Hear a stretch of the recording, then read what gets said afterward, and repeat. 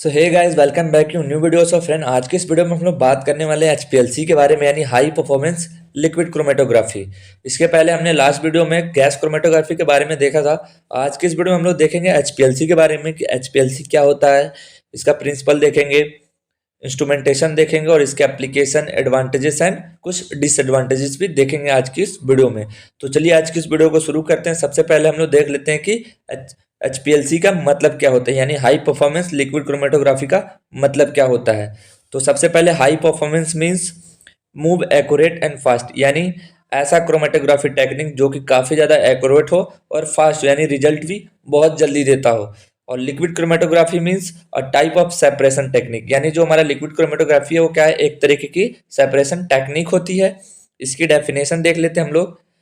HPLC is a separation technique that is used to separate mixture of component। तो जो हमारी HPLC होती है एक तरीके की सेपरेशन टेक्निक होती है, या फिर बोल सकते हो क्रोमेटोग्राफिक टेक्निक होती है, जिसका यूज हम लोग मिक्सचर ऑफ कंपोनेंट, जब जब जो हमारे कंपोनेंट होते हैं उनका मिक्सचर रहता है, यानी एक से ज़्यादा कंपोनेंट होते हैं, उनको सेपरेट आउट करने के लिए वहाँ पे हम लोग HPLC टेक्निक का यूज करते हैं।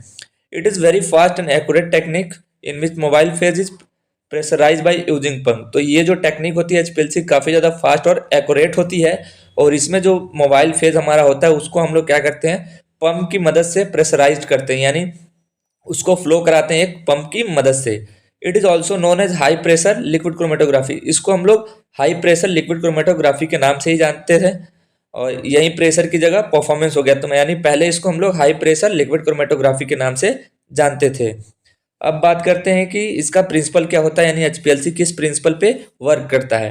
HPLC is based on adsorption as well as partition chromatography depending upon the nature of stationary phase. तो जो हमारा एचपीएलसी होता है वो adsorption as well as partition क्रम, यानी ये दोनों ही प्रिंसिपल पे काम करता है। डिपेंड करता है कि जो हमारा स्टेशनरी फेज है उसका नेचर कैसा है, यानी अगर स्टेशनरी फेज हमारा कुछ और रहा तो वहाँ पे एडजॉर्प्शन टेक्निक काम करेगी, अगर वो कुछ और रहेगा तो वहाँ पे पार्टीशन टेक्निक काम करेगी। तो उसको भी हम लोग देख लेते हैं कब हमारा एडजॉर्प्शन प्रिंसिपल काम करता है, कब पार्टीशन प्रिंसिपल काम करता है।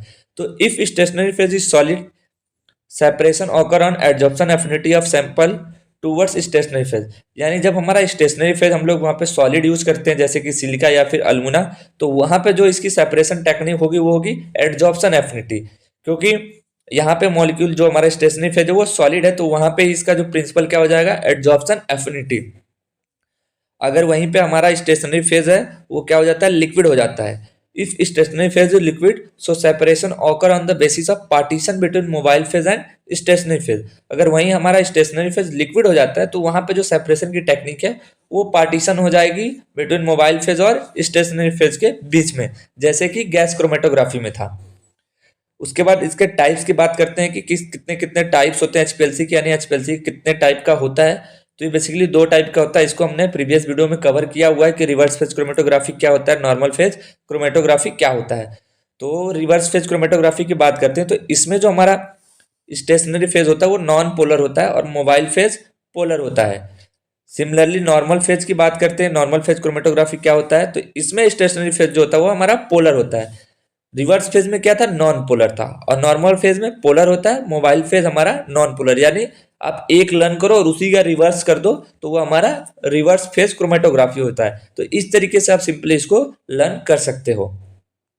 उसके बाद अगर इसके इंस्ट्रूमेंटेशन की बात करते हैं तो इंस्ट्रूमेंटेशन में इसके कौन कौन से पार्ट्स होते हैं, सॉल्वेंट रिजर्वायर होता है, पंपिंग सिस्टम होता है, सैंपल इंजेक्टर होता है, कॉलम होता है, डिटेक्टर होता है और रिकॉर्डिंग सिस्टम होता है। एक एक करके इसको हम लोग देखेंगे, उससे पहले हम लोग इसका इंस्ट्रूमेंटेशन का डायग्राम देख लेते हैं। तो कुछ इस तरीके से इसका डायग्राम होता है एचपीएलसी का, जहाँ पे आपको एक मोबाइल फेज दिखता है जो कि इसमें से ही हमारा जो मोबाइल फेज जो फ्लो करता है एक पंप की मदद से जो कि यहाँ पे लगा होता है, और इसी के बीच में एक सैंपल इंजेक्टर, हम लोग सैंपल को उसकी मदद से इंजेक्ट करते हैं, और ये हमारा एक कॉलम होता है। इसके थ्रू ही हमारा जो सैंपल होता है वो पास होता है और यहाँ पे डिटेक्ट किया जाता है वो जो भी कंपोनेंट होता है, और वो फाइनली रिकॉर्डर में या रिकॉर्डिंग सिस्टम में शो करता है। तो इस तरीके से हमारा एचपीएलसी कुछ काम करता है। एक एक करके इसका देख लेते हैं हम लोग। सबसे पहले देखते हैं कि सॉल्वेंट रिजर्वायर क्या होता है। A reservoir required to share the mobile phase. तो सॉल्वेंट रिजर्वायर की हमें ज़रूरत होती है क्योंकि ये मोबाइल फेज को कैरी करता है, और यहीं से हमारा जो मोबाइल फेज है वो फ्लो करता है। Selection of mobile phase depend on the chromatography method and detector to be use. तो हम लोग कौन सा मोबाइल फेज यूज करने वाले हैं या सेलेक्ट करने वाले हैं वो इस पे डिपेंड करता है कि हम लोग कौन सा क्रोमेटोग्राफिक टेक्निक का यूज करने वाले हैं, यानी नॉर्मल फेज क्रोमेटोग्राफी करने वाले हैं या फिर रिवर्स फेज करने वाले हैं, और साथ ही साथ हम लोग इसमें कौन सा डिटेक्टर यूज कर रहे हैं उसके ऊपर डिपेंड करता है कि जो हमारा मोबाइल फेज होगा वो क्या होगा। It consist of a glass bottle with a lid.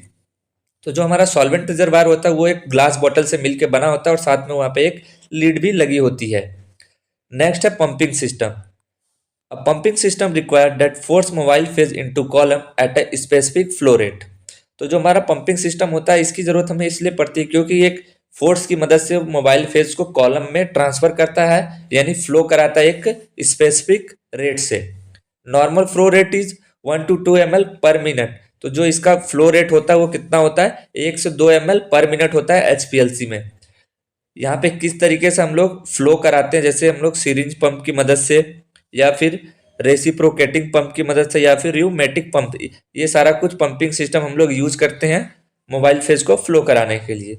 उसके बाद आता है हमारा sample injector. It introduce sample in the flow stream of the mobile phase. इसकी मदद से हम लोग क्या करते हैं, जो भी हमारा सैंपल होता है उसको इंट्रोड्यूस कराते हैं flow stream of the mobile phase. जो भी हमारा मोबाइल फेज फ्लो करता है उसके बीच में हम लोग सैंपल इंजेक्टर की मदद से सैंपल को इंट्रोड्यूस कराते हैं। यहाँ पे आप कुछ डायग्राम में देख सकते हो कुछ इस तरीके से, जैसे यहाँ पे आप देख सकते हो ये हमारा सैंपल इंजेक्टर, इसकी मदद से हम लोग क्या कर रहे हैं, यहाँ पे मोबाइल फेज के अंदर सैंपल को इंजेक्ट करा रहे हैं। तो इस तरीके से हम लोग ये करते हैं सैंपल इंजेक्टर की मदद से। Typical volume 5 to 20 microlitre. तो इसमें हम लोग कितना अमाउंट लेते हैं सैंपल का, 5 से 20 माइक्रोलीटर हम लोग लेते हैं, जिसको हम लोग सिंपली इंट्रोड्यूस करते हैं मोबाइल फेज में। उसके बाद आता है हमारा column. It contain stationary phase in solid और लिक्विड फॉर्म। तो जो हमारा स्टेशनरी फेज होता है वो कंटेन करता है, उसमें जो स्टेशनरी फेज होता है वो तो सॉलिड हो सकता है या फिर लिक्विड फॉर्म में हो सकता है। अगर कॉलम की बात करें तो इसकी जो लेंथ होती है वो 5 से लेकर 30 सेंटीमीटर तक होती है, और डायमीटर जो होता है वो 2 mm से लेकर 50 mm डायमीटर तक हो सकता है। उसके बाद हमारा आता है detector. Detector are use to detect component of sample, यानी डिटेक्टर का काम क्या होता है कि कौन कौन से कंपोनेंट प्रेजेंट है उस सैंपल में उनको डिटेक्ट करना। तो सिंपली हम लोग एचपीएलसी में कौन कौन से डिटेक्टर यूज करते हैं, ये क्वेश्चन कभी कभी शॉर्ट में ही पूछ लेता है सिंपली डिटेक्टर्स का नाम। तो आप उसको अच्छे से देख लेना कि कौन कौन से डिटेक्टर जो होते हैं वो इसमें एचपीएलसी में यूज किए जाते हैं। तो उसमें फर्स्ट आता है हमारा UV detector, refractive index detector, fluorometric detector, conductivity detector और एम्पीरोमेट्रिक डिटेक्टर। तो ये कुछ डिटेक्टर होते हैं जो कि एचपीएलसी में यूज किए जाते हैं। और फाइनली हमारा लास्ट में आता है रिकॉर्डिंग सिस्टम, जो कि डिटेक्टर से कनेक्टेड होता है। Recording system is connected to the detector which record the data and show on the screen. तो बेसिकली जो भी डाटा हमें डिटेक्टर से मिलते हैं ये रिकॉर्डिंग सिस्टम क्या करता है, उस डाटा को शो करता है स्क्रीन पे। ये सारा कुछ काम होता है रिकॉर्डिंग सिस्टम का। ये हो गया इसका इंस्ट्रूमेंटेशन पूरा। उसके बाद बात करेंगे इसके एप्लीकेशन की कि एचपीएलसी टेक्निक का हम लोग कहाँ पे यूज करते हैं, यानी किस लिए इसका यूज किया जा सकता है। तो फर्स्ट है यूज इन क्वालिटेटिव एनालिसिस। इसका यूज हम लोग क्वालिटेटिव एनालिसिस में भी करते हैं। To determine impurity of a compound, किसी भी कंपाउंड की इम्प्योरिटी को पता करने के लिए कि इस कंपाउंड में इम्प्योरिटी है कि नहीं, उसको डिटरमाइन करने के लिए भी हम लोग एचपीएलसी टेक्निक का यूज करते हैं। उसके बाद है separation and identification of drug. Drug का आइडेंटिफिकेशन और उसका सेपरेट आउट करने के लिए भी हम लोग यहाँ पे एचपीएलसी टेक्निक का यूज करते हैं। उसके बाद है प्यूरिफिकेशन, यानी हम लोग प्यूरिफिकेशन के लिए भी इस टेक्निक का यूज करते हैं। जो भी कोई कंपोनेंट है उसको प्यूरिफाई करने के लिए भी इसका यूज किया जाता है। यूज इन स्टेबिलिटी स्टडीज, स्टेबिलिटी स्टडीज में भी इसका इस्तेमाल किया जाता है।